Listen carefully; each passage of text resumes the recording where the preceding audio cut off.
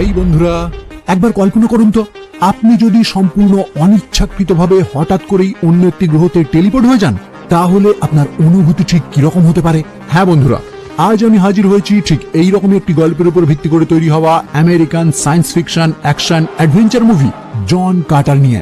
2012-তে release হওয়া এই movie ফ্লপের লিস্টে নাম লেখালেও আমার কাছে এই মুভি কিন্তু বেশ ভালো লেগেছে।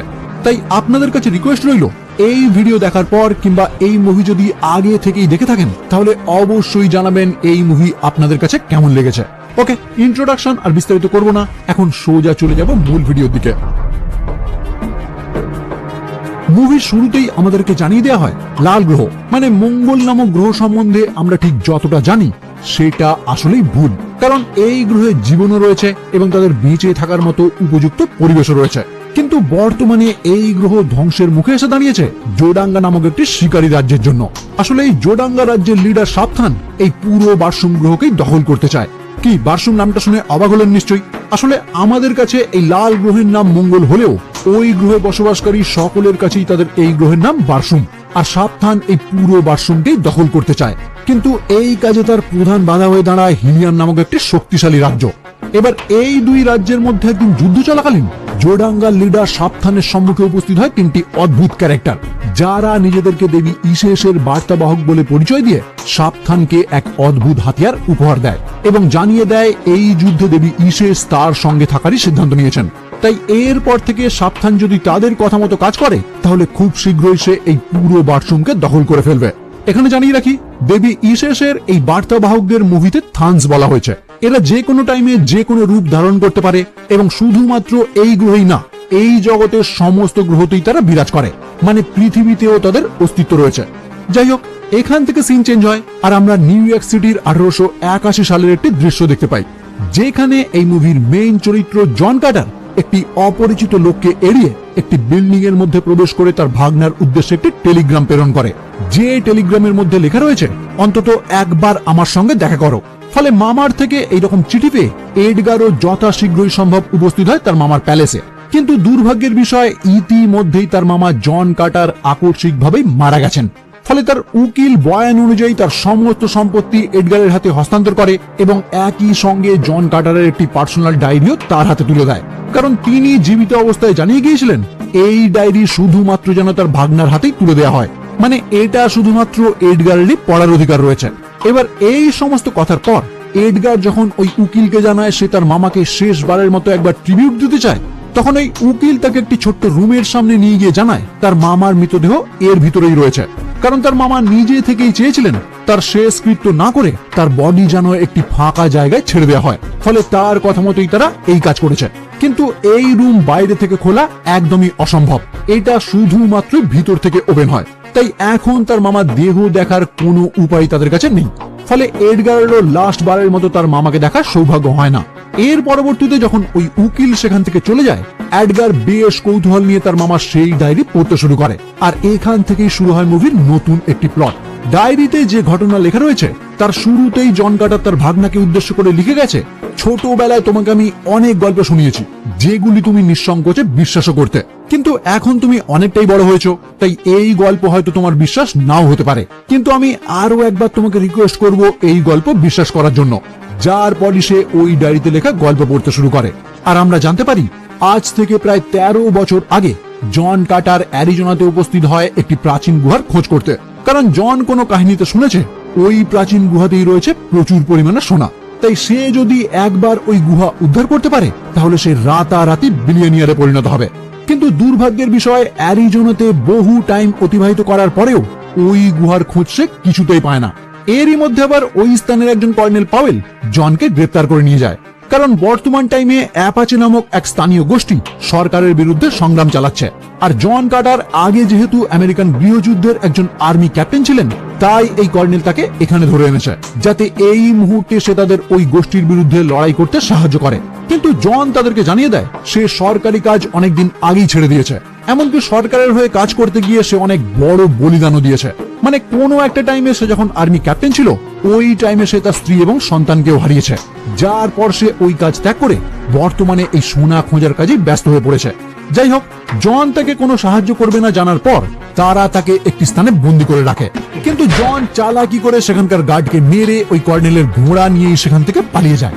যদিও কর্নেল ও তার দলবল নিয়ে তাকে ধাওয়া করতে শুরু করে, কিন্তু হঠাৎই তাদের সম্মুখে সেই অ্যাপাচে গোষ্ঠী উপস্থিত হলে সেখানেই শুরু হয় তাদের মধ্যে একটি লড়াই। জন এই ফাঁকেই সেখান থেকে পালানোর চেষ্টা করে, কিন্তু যখনই সে দেখতে পায় এই লড়াইয়ে কর্নেল পাওয়েলও গুরুতরভাবে আহত হয়ে পড়েছে, তখন অনিচ্ছাকৃত হলেও শুধুমাত্র তাকে বাঁচানোর জন্য তাকে সঙ্গে নিয়ে সম্মুখে অগ্রসর হতে শুরু করে। কিন্তু এই গোষ্ঠীও তাদের পিছনে ধাওয়া করায় তারা একটি গুহায় লুকিয়ে পড়ে।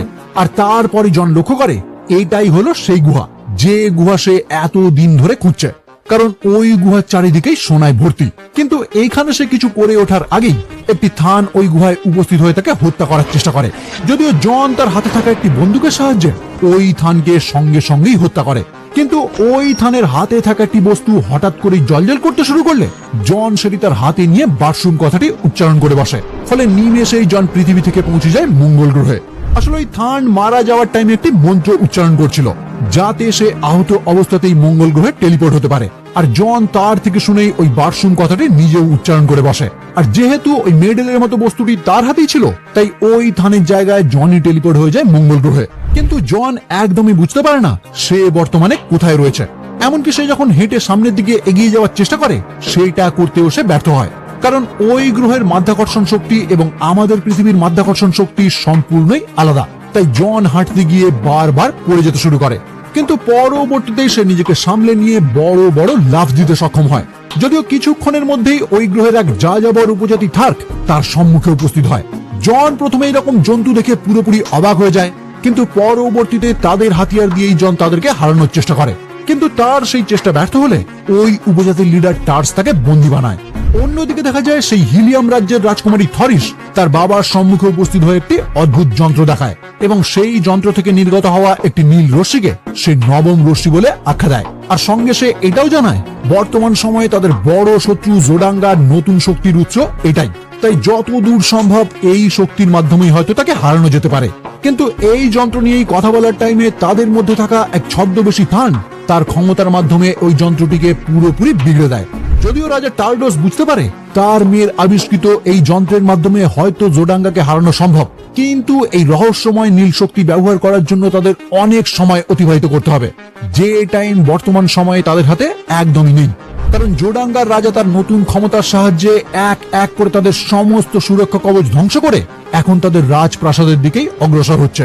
তাই তাদের কাছে জোডাঙ্গার শর্ত মেনে নেওয়া ছাড়া আর কোনো উপায় নেই। কিন্তু রাজকুমারী থরিস যখন জানতে চায় জোডাঙ্গা কোন শর্তে তাদেরকে ছেড়ে দেবে, তখনই তার বাবা তাকে জানায় জোডাঙ্গার রাজা সাবধান তাকে বিয়ে করতে চায়, আর যদি রাজকুমারী তাকে বিয়ে করতে রাজি হয় তাহলে জোডাঙ্গা আর তাদের উপর আক্রমণ করবে না। যেটা শুনেই রাজকুমারী পুরোপুরি বিধ্বস্ত হয়ে পড়ে, কারণ সে খুব ভালো করেই জানে সাবধানকে বিয়ে করার পরেও জোডাঙ্গার এই সম্প্রসারণ কোনোদিনই বন্ধ হবে না। মানে জোডাঙ্গা এই পুরো বাথরুমকে দখল করেই ছাড়বে। তাছাড়া রাজকুমারী যদি একবার তাকে বিয়ে করে ফেলে তাহলে এই নবম রশ্মি সম্বন্ধে সে তার গবেষণা আর চালিয়ে যেতে পারবে না। তাই এই প্রস্তাবে তার সম্মতি একদমই নেই। কিন্তু রাজা টার্ডোস কঠোরভাবে তাকে জানিয়ে দেয় এইটা ছাড়া তাদের হাতে আর কোনো অপশনই বেঁচে নেই, তাই তাকে এই বিবাহ করতেই হবে। এদিকে দেখা যায় জনকে বন্দী বানিয়ে ওই উপজাতিগুলি তাদের একটি ডেরায় নিয়ে আসে। জন এতক্ষণ হতভম্ব থাকলেও এখন সে খুব ভালো মতোই বুঝতে পারছে যদি সে তার নিজের জায়গায় ফিরে যেতে চায় তাহলে সেটা একমাত্র সম্ভব ওই মেডেলের মাধ্যমে।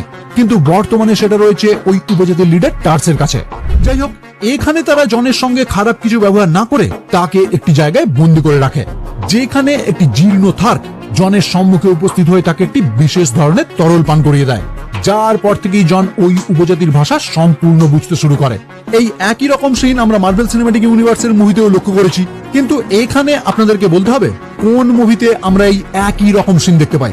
মানে কোন একটি তরল পান করিয়ে দেওয়ার পর সে সেখানকার সমস্ত মানুষের ভাষা বুঝতে শুরু করে। কমেন্টে জানান দেখি কজন ঠিক বলতে পারেন।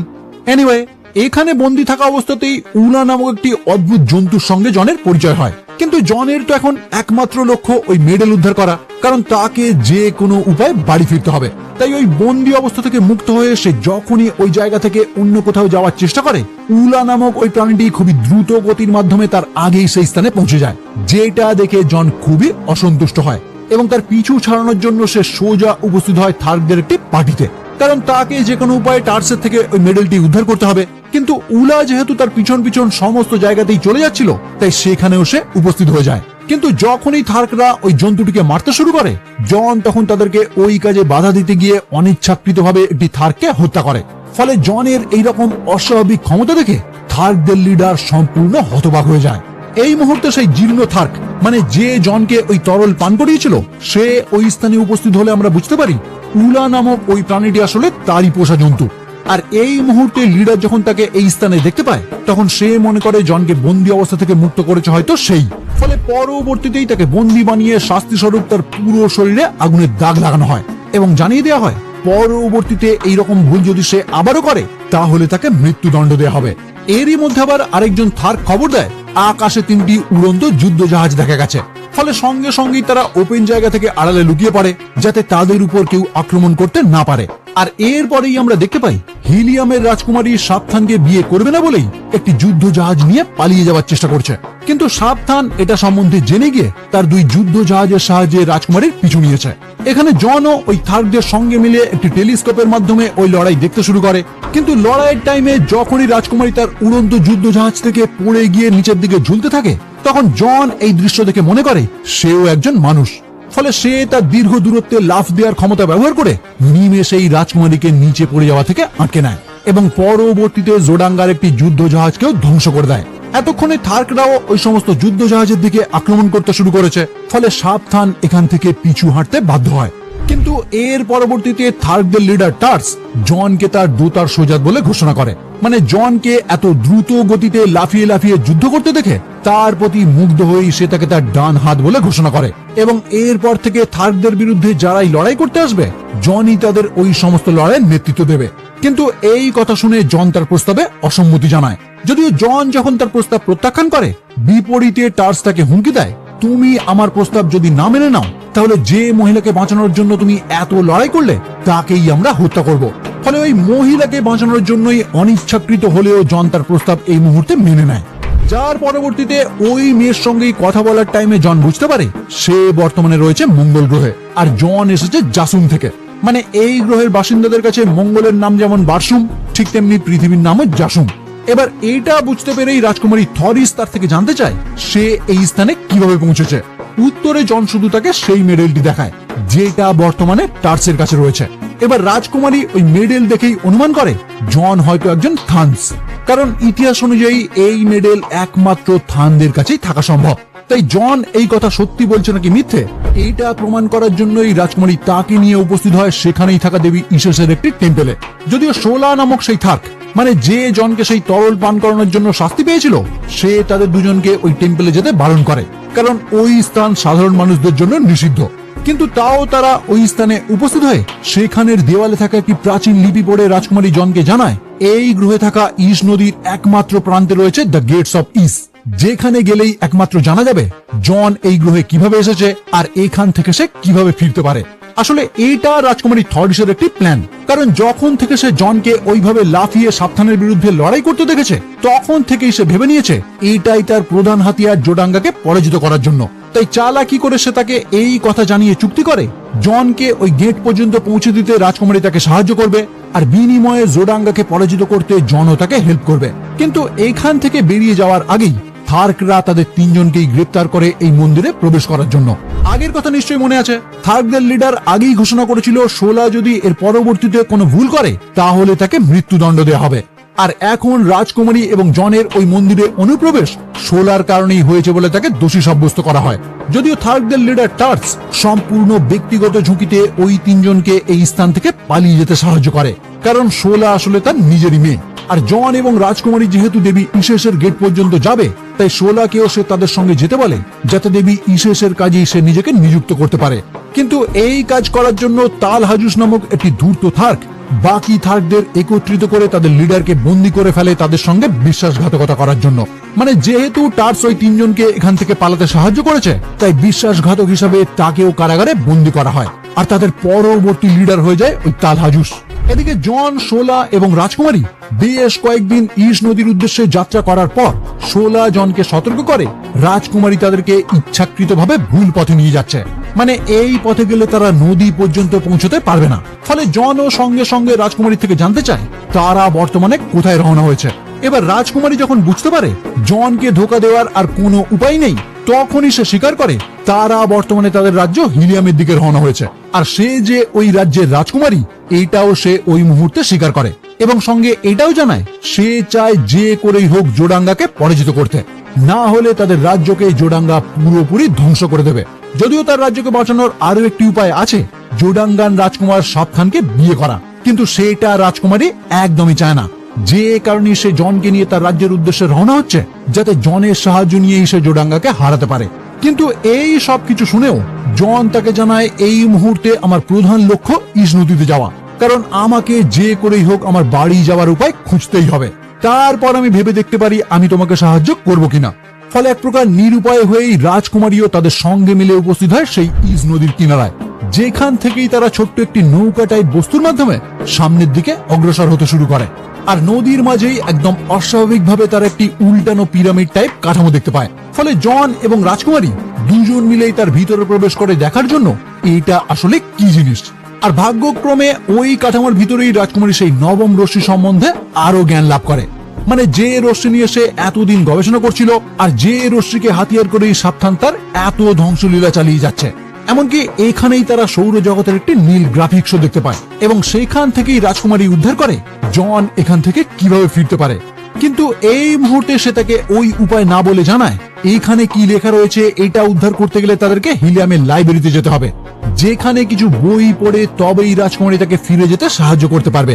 মানে রাজকুমারী এখনো কিন্তু চাইছে যে করেই হোক জনকে তার রাজ্যে নিয়ে যেতে। ফলে জন ও তার নিজের জায়গায় ফিরে যাওয়ার আশায় রাজকুমারীর এই প্রস্তাবে রাজি হয়ে যায়। কিন্তু ওই কাঠামো থেকে বেরোনোর পরেই তারা দেখতে পায় মাতাই শ্যাং মানে থানদের সেই লিডারের পরামর্শে এই গ্রহের আরো একটি উপজাতি সেখানে উপস্থিত হয়েছে তাদের সবাইকে বন্দী করার জন্য। যে দৃশ্য দেখে জন ও রাজকুমারীকে নিয়ে শোলার সঙ্গে আবারও এই স্থান থেকে ফিরে যেতে শুরু করে। কিন্তু কিছুটা দূর যাওয়ার পরেই জন একটি জায়গায় থেমে গিয়ে রাজকুমারী এবং শোলাকে এখান থেকে চলে যেতে বলে, কারণ জন সিদ্ধান্ত নিয়েছে সে একাই ওই উপজাতির সঙ্গে লড়াই করবে। এমনকি পরবর্তীতেই আমরা দেখতে পাই জন সত্যি একাই ওই উপজাতির সঙ্গে লড়াই করে তাদের বেশ কিছু মেম্বারকে হত্যাও করে। কিন্তু তারা সংখ্যায় অনেক বেশি থাকায় যখনই জন তাদের কাছে কোণঠাসা হয়ে পড়ে, ঠিক তখনই হিলিয়ামের রাজা টার্ডোস এবং জোডাঙ্গার রাজা সাবধান ওই স্থানে উপস্থিত হয়ে সেই সমস্ত উপজাতির হাত থেকে জনকে উদ্ধার করে। আর তারপর সাবধান তার নিজের তলোয়ার রাজকুমারীকে অর্পণ করে তাকে বিবাহের প্রস্তাব দেয়। কিন্তু রাজকুমারী প্রথম দিকে ওই তলোয়ার নিয়ে সাবধানকে হত্যা করতে গেলেও পরবর্তীতে সে ওই সিদ্ধান্ত চেঞ্জ করে আহত জনকে সুস্থ করার জন্য জোডাঙ্গায় হাজির হয়। এরপর জনের যখন জ্ঞান ফেরে, প্রথম দিকে সে ভাবে সে হয়তো হিলিয়ামে রয়েছে, কিন্তু পরবর্তীতে সে বুঝতে পারে সে এখন জোডাঙ্গায়। তাই এখন তার কি করা উচিত এটা নিয়েই যখন সে ভাবতে শুরু করে, ঠিক তখনই রাজকুমারী থরিসের এক সেনাপতি কান্টোস কান ওই স্থানে উপস্থিত হয়ে জনকে সেখান থেকে মুক্ত করে নিয়ে যায়। আর তারপর তারা দুজন মিলেই উপস্থিত হয় জোডাঙ্গার একটি উঁচু টাওয়ারে, যেখানে রাজকুমারী থরিস তার বিবাহের পোশাকে পুরোপুরি সুসজ্জিত। কিন্তু জনকে রাজকুমারী এই মুহূর্তে তার সামনে দেখে তার সেনাপতিকে ধন্যবাদ জানিয়ে সকলকেই এখান থেকে বাইরে চলে যেতে বলে। তারপর লাস্ট বারের মতো সে জনকে অনুরোধ করে তার পক্ষে হয়ে লড়াই করার জন্য, কিন্তু জন তার এই রিকোয়েস্টের কোনো উত্তরই দেয় না। ঠিক এই মুহূর্তেই রাজকুমারীর চোখে পড়ে জনের আঙুলে থাকা একটি আংটির দিকে, যেটা দেখেই রাজকুমারী অনুমান করে জনের হৃদয় নিশ্চয়ই অন্য কারোর। মানে জনকে একজন বড় মাপের যোদ্ধা মনে করে রাজকুমারী মনে মনে তাকেই হৃদয় দিয়ে বসেছে। কিন্তু এই মুহূর্তে সে যখন এটা বুঝতে পারে জনের জীবনে অন্য কেউ রয়েছে, তখনই সে তাকে জানায় তোমার ফিরে যাওয়ার উপায় আমি অনেক আগেই জেনে গিয়েছি, তাই তুমি চাইলেই এখনই তোমার জায়গায় আবারও ফিরতে পারো। এই বলেই রাজকুমারী তার হাতে সেই মেডেলটি দিয়ে একটি নির্দিষ্ট মন্ত্র উচ্চারণ করতে বলে। কিন্তু ঠিক ওই মুহূর্তেই জোডাঙ্গান প্রহরীরা তার ঘরে প্রবেশ করে এবং রাজকুমারী দেখতে পায় জন তার সামনে থেকে অদৃশ্য হয়ে গেছে। মানে রাজকুমারী মনে করে জন হয়তো ওই মন্ত্রের মাধ্যমে তার নিজের জায়গাতেই ফিরে গেছে, আর এটা ভেবেই সে বাকিদের সঙ্গে ওই ঘর ত্যাগ করে বিয়ের প্রস্তুতি নেওয়ার জন্য। কিন্তু পরবর্তীতেই আমরা দেখতে পাই জন এখনো পৃথিবীতে ফেরেনি, সে ওই স্থানেই লুকিয়ে রয়েছে। যদিও কিছুক্ষণের মধ্যেই থানদের সেই লিডার মাতাই শ্যাং জনকে তার ক্ষমতার মাধ্যমে বন্দী করে ফেলে। তারপর জন তার থেকে জানতে চায় সে দেবী ইসেসের একজন বার্তাবাহক হয়ে কেন জোডাঙ্গাকে সাহায্য করছে। উত্তরে শ্যাং তাকে জানায় তাদের দেবী যে কোনো সভ্যতাকে ধ্বংসের দিকে নিয়ে যায় ভারসাম্য বজায় রাখার জন্য। মানে এখানে অনেকটা সেই থ্যানোসের পলিসি কাজ করে। থ্যানোস যেমন ভারসাম্য বজায় রাখার জন্য অর্ধেক পপুলেশন মিটিয়ে দিতে চেয়েছিল, এখানেও কিন্তু অনেকটা সেই রকমই নীতি কাজ করছে। থানরা এই মঙ্গল গ্রহের সাম্যতা বজায় রাখার জন্য জোডাঙ্গাকে বেছে নিয়েছে। মানে জোডাঙ্গার মাধ্যমেই তারা এই পুরো গ্রহের সমস্ত সভ্যতাকে ধ্বংস করে দেবে এই গ্রহের ভারসাম্য বজায় রাখার জন্য। কিন্তু জন এত কিছু শোনার পরেও উলার সাহায্যে স্যাংয়ের থেকে মুক্তি পেয়ে একটি লাইট ফ্লায়ারের সাহায্যে সোজা রওনা হয় থার্কভিলের উদ্দেশ্যে। কারণ জন যে কোনো উপায়ে রাজকুমারীকে বাঁচাতে চাইছিল। আসলে থার্কদের লিডার স্যাং কিছুক্ষণ আগেই তাকে জানিয়েছে রাজকুমারী সাবধানকে বিয়ে করার পরেই রাজকুমারী সহ সেই সকল ব্যক্তিকেই হত্যা করা হবে যারা ওই নবম রে সম্বন্ধে জ্ঞান লাভ করেছে। যে কারণেই জন উপস্থিত হয়েছে থার্কভিলে। কারণ জন খুব ভালোভাবেই জানে তার একার পক্ষে জোডাঙ্গান বাহিনীকে হারানো কখনোই সম্ভব না। তাই জন প্ল্যান করেছে থার্কভিলে উপস্থিত হয়ে সমস্ত থার্কদের সাহায্য নিয়েই সে ওই জোডাঙ্গাকে পরাজিত করবে। কিন্তু সে তো আর জানে না থার্কভিলের বর্তমান অবস্থা কি। মানে সেইখানে যে টার্কাসকে বন্দি বানিয়ে এক ধূর্ত থার্ক তাল হাজুস লিডার হয়ে উঠেছে এটা জনের একদমই অজানা। তাই জন ওই স্থানে উপস্থিত হতেই তাকে সঙ্গে সঙ্গেই একটি কারাগারে বন্দি করা হয়, যেখানে সে থার্কদের পুরনো লিডার টার্কাসকেও বন্দি অবস্থায় দেখতে পায়। যার পর সে বুঝতে পারে তাদেরকে সাহায্য করার পর থার্কভিলের অনেক বড় পরিবর্তন হয়েছে। যাই হোক, পরবর্তীতে দেখা যায় জন এবং টার্কাসকে একটি বড় কিলিসিয়ামে নিয়ে গিয়ে দুটি বিশাল আকার সাদা বানরের সঙ্গে লড়াই করতে দেওয়া হয়, যেটা সমস্ত থার্করা মিলে গ্যালারিতে বসে উপভোগ করতে শুরু করে। কিন্তু এই লড়াইয়ের মাঝেই শোলা সেখানে উপস্থিত হয়ে একটি বিভ্রান্তি সৃষ্টি করলে সেই সুযোগেই জন ওই দুটি জন্তুকে পরাজিত করে। আর তারপর সোজা চ্যালেঞ্জ জানায় থার্কদের বর্তমান লিডার তাল হাজুসকে। কিন্তু তাল হাজুস তার সঙ্গে লড়াই করতে গেলে জন নিমেষেই তার শিরচ্ছেদ করে তাকে হত্যা করে। যার পর টার্কাসি আবারও তাদের রাজায় পরিণত হয়ে একটি সেনাবাহিনী নিয়ে সোজা রওনা হয় জোডাঙ্গার উদ্দেশ্যে, যাতে জনকে তারা এই লড়াইয়ে সাহায্য করতে পারে।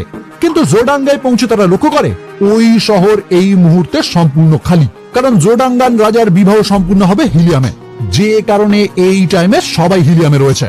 ফলে জন ও থার্কদের অর্ডার দেয় এয়ারশিপ ব্যবহার করে যত তাড়াতাড়ি সম্ভব তারা যেন সকলেই হিলিয়ামে উপস্থিত হয়।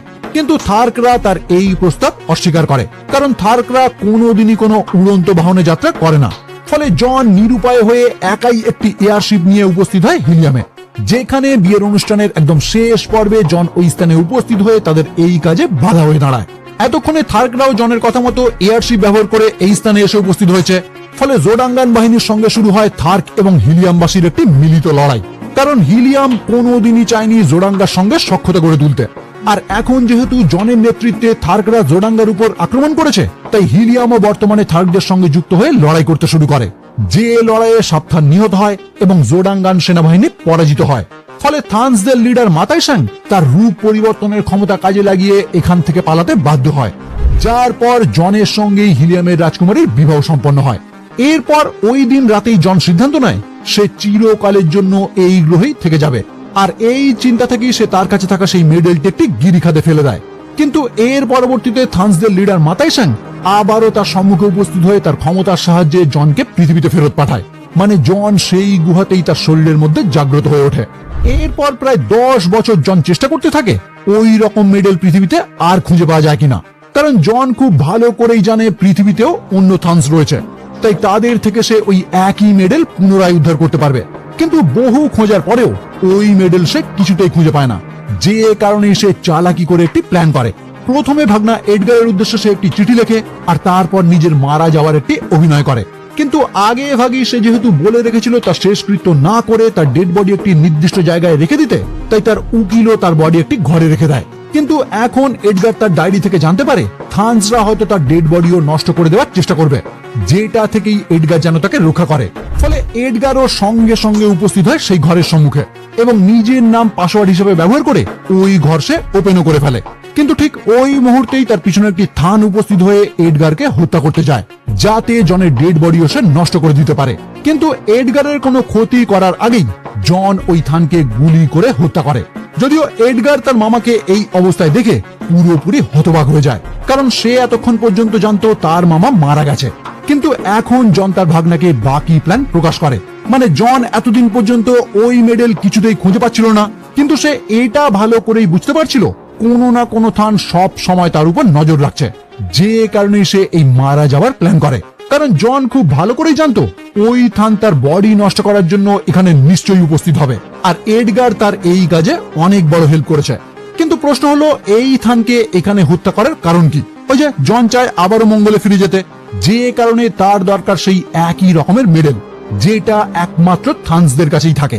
তাই পরবর্তী মুহূর্তেই দেখা যায় জন ওই মৃত থানের থেকে মেডেলটি নিয়ে আবারও সেই রুমে ফিরে যায়, আর ভাগনাকে দায়িত্ব দিয়ে যায় সে তার শরীর যেন ওই একই রকম ভাবে প্রোটেক্ট করে, যার পর সে ওই রুমের একটি বেডে শুয়ে সেই একই মন্ত্র পুনরায় উচ্চারণ করে। মানে সে আবারও বারসুমের উদ্দেশ্যে রওনা হয়, আর এখানেই এই মুভি সমাপ্ত হয়। ওকে, তাহলে আজকের মতো এখানেই শেষ করবো। ভিডিও কেমন লাগলো অবশ্যই জানাবেন, ভালো লাগলে লাইক এবং শেয়ার করবেন, আর আমার চ্যানেলে যদি প্রথম হয়ে থাকেন তাহলে অবশ্যই চ্যানেলটি সাবস্ক্রাইব করে বেল আইকনটি ক্লিক করে দেবেন। তাহলে আজকের মতো এ পর্যন্তই, দেখা হচ্ছে পরের ভিডিও নিয়ে, আর ততক্ষণের জন্য বাই।